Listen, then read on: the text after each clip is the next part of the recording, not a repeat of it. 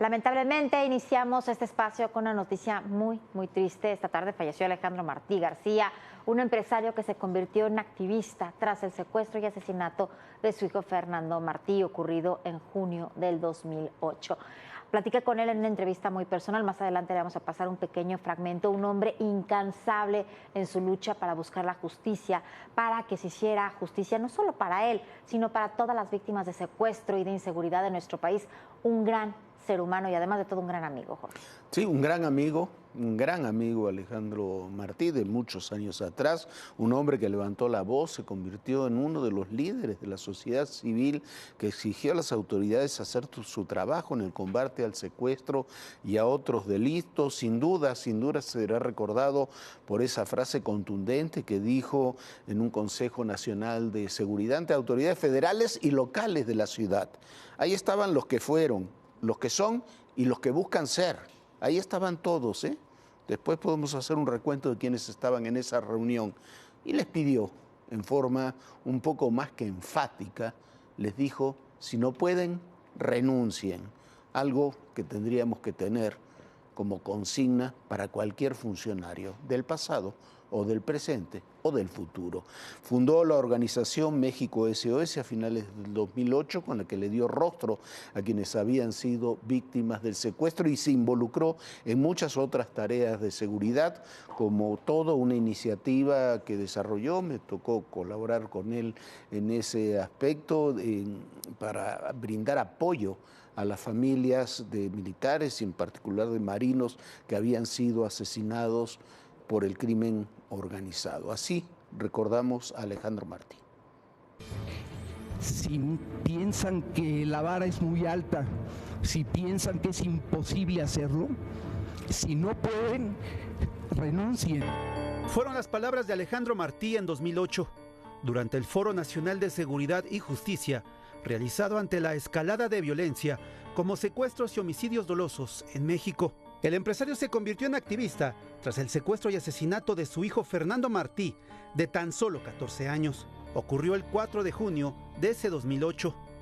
Un retén falso de policías federales fue montado para secuestrar a su hijo. El menor viajaba rumbo a la secundaria, acompañado de su chofer y escoltas, a quienes se encontraron días después sin vida. Por 53 días, el empresario buscó a Fernando Martí, pero el cuerpo del menor fue hallado en la cajuela de un auto compacto a principios de agosto de 2008.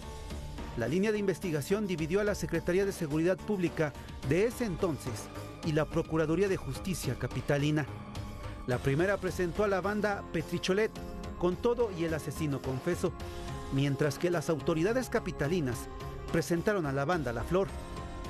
En su libro Justicia Inútil, los periodistas Jorge Fernández Menéndez y Viviana Belsazo dan cuenta de que estas dos bandas de criminales, al final, estaban interconectadas. El secuestro era uno de sus tantos negocios. Los periodistas entrevistaron a los responsables de ambas dependencias que investigaban el caso a nivel federal y local. El año pasado, uno de los secuestradores de su hijo recibió sentencia de 300 años de cárcel. Con él, suman 3 condenas de 17 involucrados en el crimen. Alejandro Martí era empresario en el sector deportivo, pero con este hecho de violencia cambió el mundo empresarial por el de la lucha social. A finales del año 2008 formó la organización civil SOS y con ella comenzó a exigir a las autoridades justicia. Una vez que esto sucedió, a mí me tocó, yo no sé si azares del destino, yo había tomado una decisión, una alternativa en mi vida.